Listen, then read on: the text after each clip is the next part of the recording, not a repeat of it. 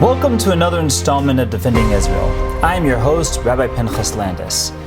A common argument against Israel is that they failed to realize that their country had been occupied by others during their long exile, and that when they built their state, they sought to ethnically cleanse and overrun the local population. This canard could not be further from the truth. Early Zionist leaders felt that there was enough room in the country for Arab and Jew alike. The father of modern Zionism, Theodor Herzl, paints the picture in his book Alt-Neiland of a multicultural and tolerant country. Speaking at the Zionist Congress in 1919, Israel's to-be first president, Chaim Weizmann, said, "We cannot afford to drive out other people. We, who have been driven out ourselves, cannot drive out others. We shall establish normal relations between us and them." Israel's to-be first Prime Minister, David Ben-Gurion, attempted much diplomatic work with the Arab leaders before the founding of the country. In 1936, he told Arab nationalist author George Antonius, "I want to settle in Palestine the number of Jews for whom it would be possible to create new possibility of existence without ousting the Arabs or reducing their ability to support themselves." That was the only restriction we accepted, and we accepted willingly and from conviction, from both moral and political reasons. Ben-Gurion would only reconsider this view after prolonged Arab violence and a multi-front Arab invasion.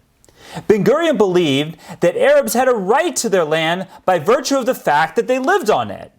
By the same token, they did not have the right to exclude Jews from the land that they did not live upon.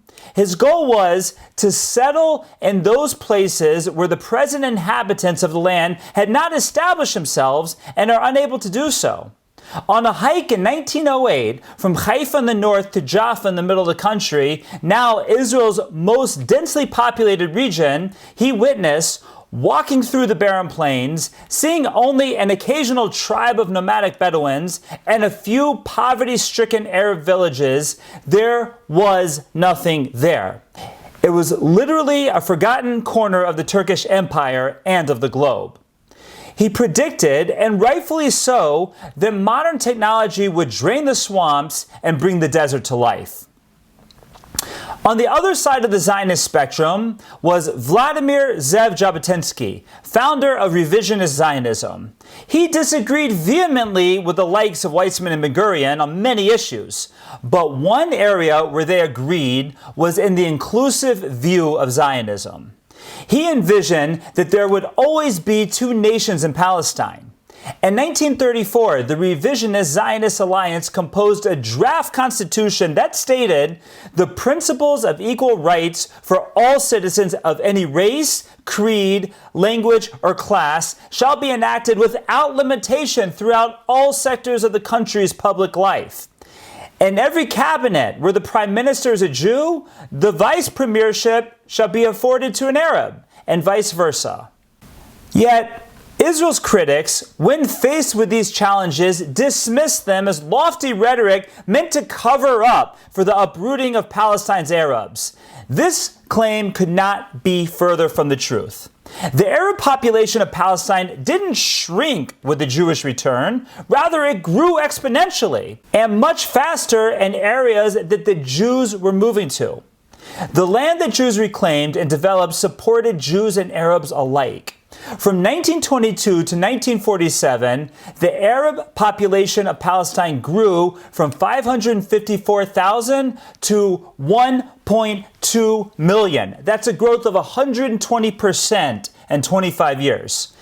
Arab population grew at a rate of 150 to 250% in the areas of Jewish settlement, while only 35 to 55% in other areas. The Jews built hospitals and clinics that benefited all of Palestine's residents, Jew and Arab alike.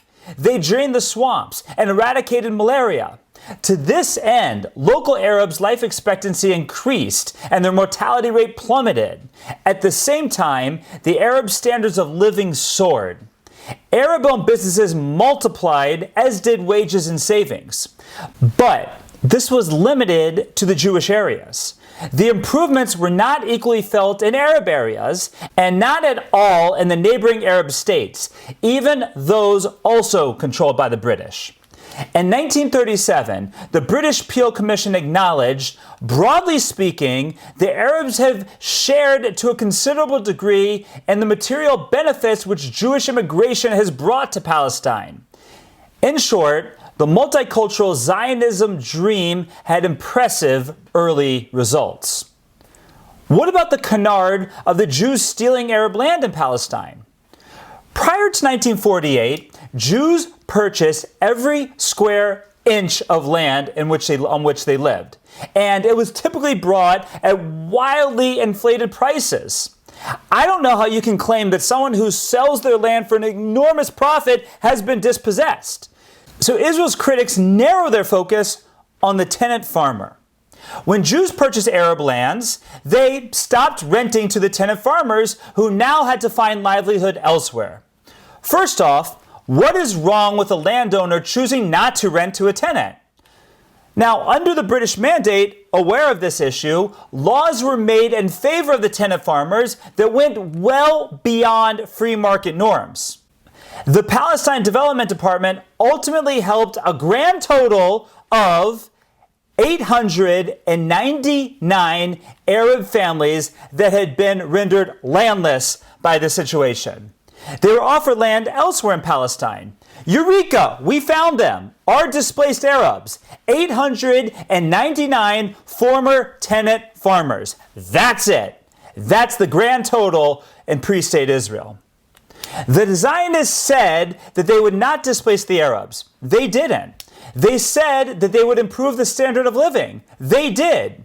For some reason, as things got better for the Arabs, their resistance to Jewish immigration increased. The 1937 British Peel Commission observed, though the Arabs had benefited by the development of the country owing to Jewish immigration, this has had no conciliatory effect. On the contrary, with almost mathematical precision, the betterment of the economic situation in Palestine meant the deterioration of the political situation. Unfortunately, with the outbreak of war in 1947, things would change dramatically, and we will explore that in subsequent videos. But this was the reality of the Jewish-Arab interaction in pre-state Israel. In our next video, we will discuss Zionism's encounterings with Arab nationalism, and I look forward to doing it together with you.